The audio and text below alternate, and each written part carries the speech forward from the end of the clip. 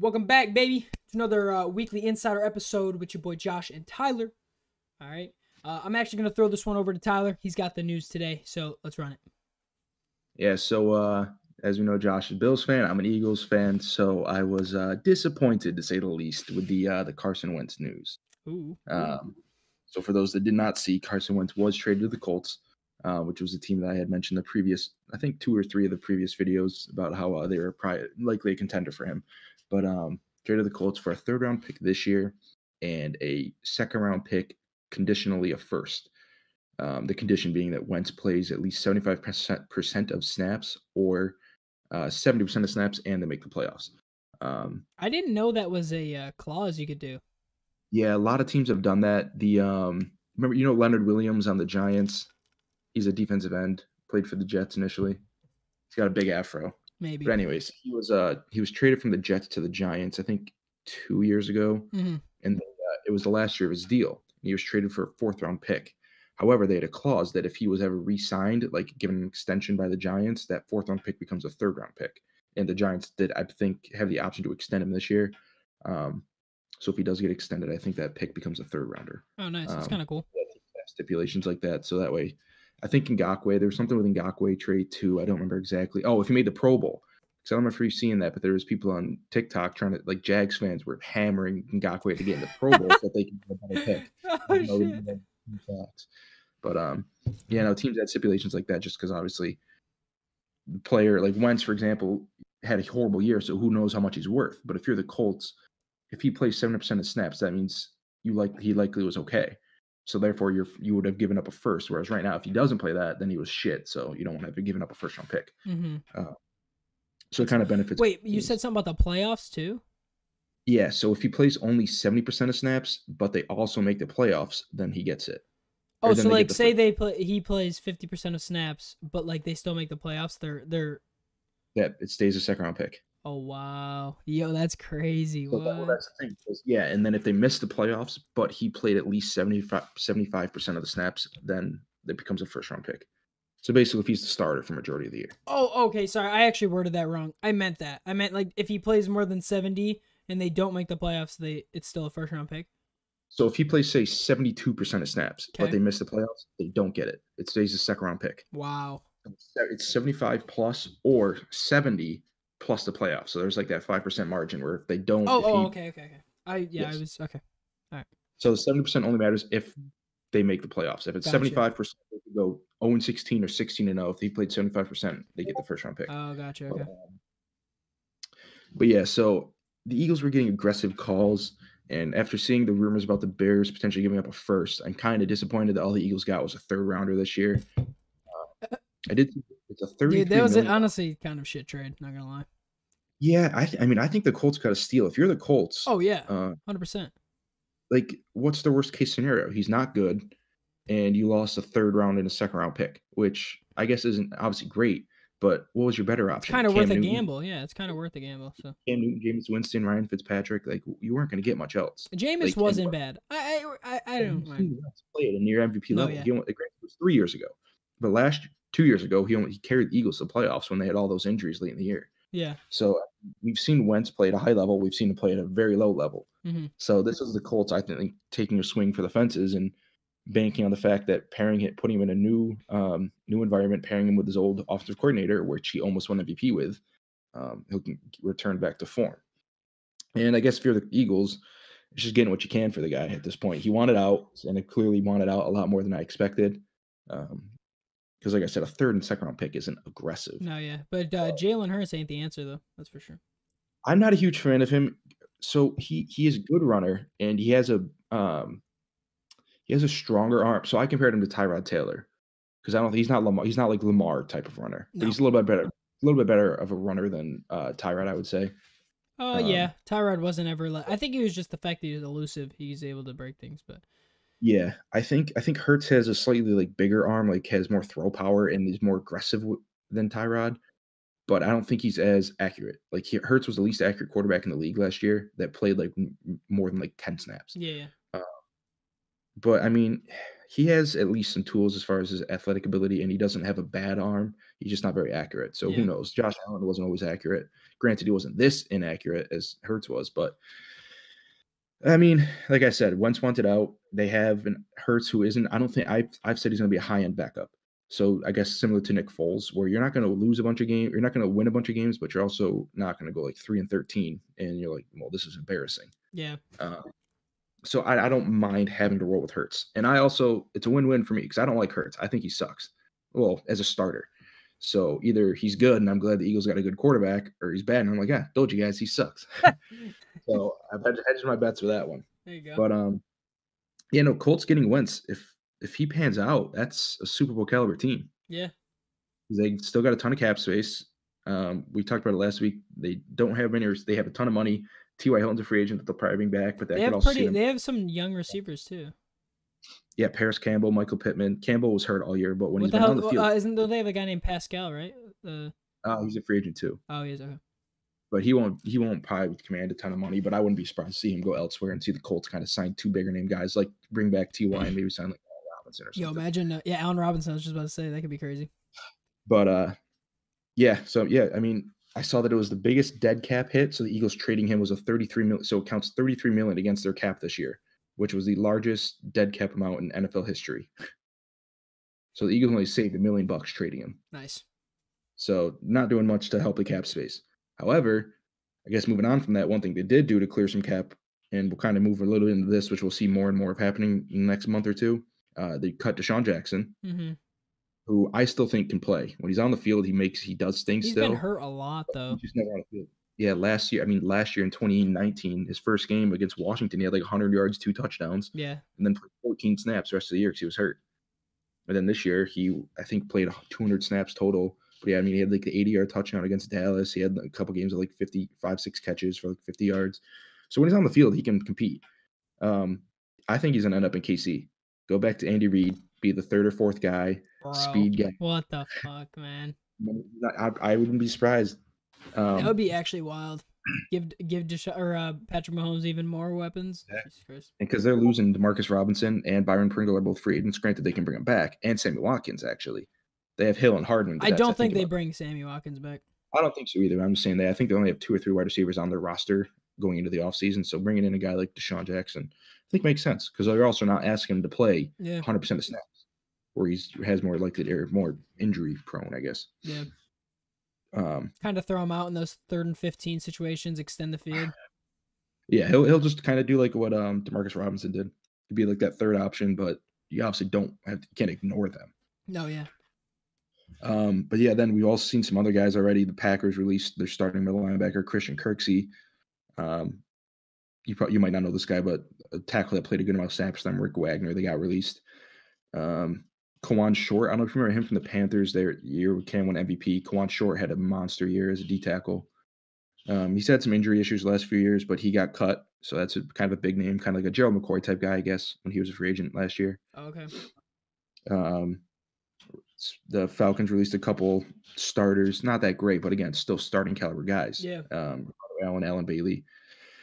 Who's the other one I saw? Oh, Trey Boston to the Panthers, who I've liked for a while. He's kind of an under the radar safety. Yeah, we're seeing teams cut these starting caliber guys just because the cap space is going down, so they need that money to bring back other guys. So, I mean, I think of that. I just named like 6 to 8 guys, and we're gonna probably see that number of like starting caliber guys probably climbed around 30 to 50 by the time season starts and free agency starts. And you said free agency starts what? March 17th? 17th, I think. Or actually, it might be a few days after that. That's when the new league year starts. So I think that's when teams start to tag guys, make their cuts and stuff like that. And I think free agency might start a few days after that. I don't know for sure. Like the franchise tags, I know starts the 17th. Okay. And what was the other thing I was going to mention? Oh, yeah, I guess with the salary cap, the NFL has said that. So initially it was projected to go down to about 180 million. Initially, the projections pre-COVID were 200 million. So that's obviously why guys are going to get released. Mm-hmm. They're now estimating around 186, I think. So a little bit higher, which, I mean, obviously 6 million will help a team out. No, yeah. So it's going to be a little higher. Potentially be 2 players. Exactly. So it should be a little higher than, I guess, the low end expectations, like the worst, the fears, I guess, of the player teams. But yeah, like I said, we're going to see a lot of releases, and I think they're going to kind of see it continue to trickle in, because there's so many teams that are over the cap right now. So because of that decrease, No, yeah, it's gonna be it's gonna be very interesting, honestly. Too many I mean, so many things are gonna happen. I mean, I can name right now like 4 or 5 guys the Bills could release. So it's gonna be interesting. It's gonna be a crazy offseason. There's gonna be Chase Edmonds actually. You know him for the running Oh back yeah. for the Cardinals. Almost won you a fantasy last year. You played him when you had him on the bench and he was great, and then you played him the game he sat or whatever it was. Yeah, whatever. But My luck. he even tweeted out how free agency is going to be crazy, and he thinks, and I've said this for a while, that there's going to be a lot of guys taking 1-year deals, because the cap's going to go up to about 30 million next year. Kind of like, I don't know, you probably didn't know this, but like NBA a few years ago had a huge cap jump when they got the new TV deals, and like shit getting huge deals just because teams had money. So I think that's going to kind of be like the NFL this year. A lot of guys are going to take 1-year deals and it's going to jump. So next year they hit free agency again and take their bigger long-term deals. It's like playing with the stock market, bro. This is crazy. Yeah. He was even saying that there could be a few super teams this year. I wouldn't be surprised at all if there's a lot of like decent players sitting there in free agency at the end of the year with teams that have no money, and KC's just like, yeah, we'll give you like $1 million to come play with us, win a ring, and then next year go do what you want. Wow, that would be freaking wild. And it's not going to be guys like Allen Robinson. It's going to be the guys like kind of guys I was just naming, like a Christian Kirksey, Trey Boston, that are like starting caliber. T.Y. Hilton. Well, he's a pretty good player that'll probably still get paid. Yeah, I know. He'll still probably sign with the Colts, but I'm talking about like these kind of lower starter, high end backup guys that aren't going to demand 10 million, but would usually get paid 4 or 5. And then, that money's not there for them to get that 4 or 5. So then, yeah, all right, take it. Fuck it. I'll take a 1-year deal to make $1 million, compete for a Super Bowl, and then next year I'll make my money. So imagine. I bet players complain about that, but it's like, dude, come on. You're literally making millions of dollars. It's free agency. So, but yeah, I mean, it's going to be a crazy offseason because, like I said, teams are going to have to maneuver a ton of. They're going to have to like restructure contracts, release guys, sign guys for cheap, and I don't know the last time the NFL cap went down. So, I don't know if we've ever seen this before. I have not. This is like the first, maybe second year I started paying attention to it. So yeah, I've been into this stuff for a few years. So, yeah, I don't know if it's ever happened before. So yeah, it'll be interesting to see. I mean, it makes sense. Oh, another thing we forgot to mention last time. You probably know who they are, the Pouncey brothers, Marquise and Mike Pouncey. They're retiring, right? Yeah, they retired. Two of the better centers during their careers, both retiring. So I guess it's kind of notable. Kind of good players retiring. Jason. Ben Roethlisberger's all upset. Yeah, Jason Witten is retiring. I'm seeing Vance McDonald, their tight end on the Steelers, is retiring. The whole Steelers is retiring. I think Breeze is almost 100% going to retire. Probably. So yeah, everyone on the Steelers, man, they're all going to be TikTok stars. So. Well, the general manager even said that they're not 100% sold on bringing Big Ben back. So. Holy shit. Because he said if they let him go or have him retire, it saves him like $20 million. 20 million? Yeah, he's got a big cap hit this year. Oh my god! Holy even shit! Bigger. Oh, another quarterback could be on the move. Jimmy Garoppolo. That guy's not that good. 49ers cut or trade him, they save I think $24 million. They should definitely do that. And sorry, I'm kind of going off a tangent here, but Marcus Mariota is another one because he had that one game when Carr was hurt. I think you were watching it with me here, where he looked pretty good. He had a pretty good game. I can't remember who they played, but they almost won. I think it was the Chargers overtime game where Herbert won it in the end. Yeah. I think he's like $11 million if saved. Is he a backup? Isn't he a backup? Yeah, I mean you take your shot, and this was again that he was also before COVID. They were like before everyone knew that the cap was going to go down or how bad COVID. Shit. But the Raiders can save 10 or 11 million by getting rid of him. But if you're a team like the 49ers, would you trade a 4th round pick or so to pay Mariota $10 million and then cut Garoppolo? You're saving $12 million doing so or something like that. Yeah. So honestly, I'm not the biggest fan of Garoppolo. I think he's pretty overrated. I'm not either, but I still think in the right system he can be fine, especially in that 49ers system where it's run heavy. They have playmakers after the catch, but I agree he's a very low end starter, kind of in the Andy Dalton range. Bro, I mean, I could throw George Kittle the ball and get past for 100 yards. Or Deebo Samuel or Brandon. Yeah, like let me just dump off. I got you, bro. I'll take a snap. But yeah, so yeah, that was the second big trade of the offseason. I think we'll see a few more. I don't know how many more big name guys like that, like quarterbacks at least get traded. Like I just said, Garoppolo, Mariota are two to watch out for. But I think the releasing players getting released for the next month is going to be kind of an interesting story. I don't know how fast it'll happen because, like I said, I think March 17th is when we'll see, like, obviously, like the waterfall. Everyone just gets cut, released, whatever it is. But yeah, I'm surprised that we've already seen a few guys getting let go. It makes sense because it was guys that you kind of expected. Well, if like people like I've been looking at the cap, so it's guys I expected were going to get released. Yeah. For us plebs, probably not. But yeah, exactly. But so we'll see more and more of these. So yeah, I think it's going to be such a crazy offseason. It's going to be a shit show. I can't wait to see like KC versus the Packers with like 16-0 teams. It's literally going to be the Bills. All right, relax. Dude, Tom Brady effect. Man, all the guys are going to take pay cuts to play 1 year in Tampa this year. That's going to be crazy. Yo. He's going to go.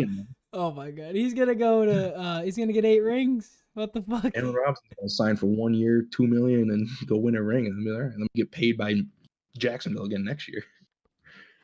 Oh my God, dude. It's gonna be fun. Fucking Brady. Yeah. But yeah, that's the news this week. That's Eagles, the weekly insider, motherfucker. Eagles kind of taking the L, but Eagles definitely took an L. They got the what biggest. Direction we're heading. It hurts. It hurts. The 6th pick. They got some money next year. They're gonna have a ton of cap space though. I can't wait till they draft some random dude. No, it's gonna be I don't know who exactly, but it'll be somebody good. They're not gonna take it. The Eagles aren't dumb at drafting. At least Rieger. I didn't like that pick, but people had him because of his athleticism, still potentially going in the first. So I understood why the Eagles wanted him over Jefferson. The reason they gave was that they thought Jefferson was a slot guy because that's what he played at LSU. They were like, those are the same routes that Zach Ertz and Dallas Goedert run. So we don't need 3 people all running those kind of over the middle of the field routes. We need someone deep on the outside. Yeah. So Jalen Rieger. Justin Jefferson then was like, I'm one of the best receivers in the league. So I'll play wherever I want. Yo, he's so awesome. I love him. Yeah, I want Jamar Chase though because he was better than Justin Jefferson at LSU at 19 years old. So yeah, so Eagles, make sure you guys get Jamar Chase. All right, don't throw it. Don't throw the draft this year. There's a few guys I'm fine with them taking. There's the 2 guys from Alabama. There's a couple corners I'd be fine if they took. There's a tight end out of Florida that's absurd. Yeah, he's like 6'6", 245, and he like mosses people. When's the draft? It's like April something, right? It's April 28th through May 1 or April 29th. Okay, that's what I thought. I knew it was like late April. I wanted to or late April. I was gonna say like maybe the 27th or something. I think it's April 29th because it's usually after most of the free agents have been signed. Oh, okay. But yeah, Eagles finally have a top pick. Last top pick they made is CARSON WENTZ. So whoever they pick this year, can't wait to see him get traded in 2025 for a second round and third round. Chase won wide receiver of the year this year. 4 years later, like, wow, this guy fucking sucks. Let's trade him. He gets hurt one season. Yeah. But yeah. Hope you guys enjoyed. Tyler kind of took the reins on this one. He's the salary cap guy. I'm just the looks. Yeah, I feel like I'll probably be doing this the next. Hey, fuck you! It's lazy Sunday, all right? Glasses, the white t-shirt. I'm just kidding. Tyler's hotter than me. He's cute. Yeah, I'll probably. I assume I'll probably be the kind of leading the news and stuff the next few months, just because it's a lot of the cap space and cuts and. You don't know any of the offensive linemen. I definitely don't. I'm just here for the input. Stars on offense, and you don't even know them. So why not? Honestly, I guess I'm a fake football fan. Exactly. You only know like half the plays. Listen, dude. I just know the game. Okay. I learn as I go, and here I am. So hope you guys learned something. I hope you guys learned something too, because I've been learning. Yeah. I can teach everybody a lot about cap space. Yeah, well, I actually have already kind of understood it. I mean, I would have to look at the contracts and stuff because I don't know off the top of my head what people are worth and shit. But yeah, I mean, it makes sense if you have $20 million, like teams don't even know what players are worth. That's why guys get overpaid all. All right, folks. Well, if you made it this far in the video, clearly you're entertained. Drop a sub, drop a like, and if you're not here. No, I'm just kidding. They wouldn't know. They wouldn't know. Next week, I'll just do a salary cap tutorial instead of weekly insiders, just tutor. The NFL Weekly cap. Insider 101. Talk about salary cap. But thanks for watching. We'll see you guys in the next video. Have a wonderful day and a wonderful night. Peace.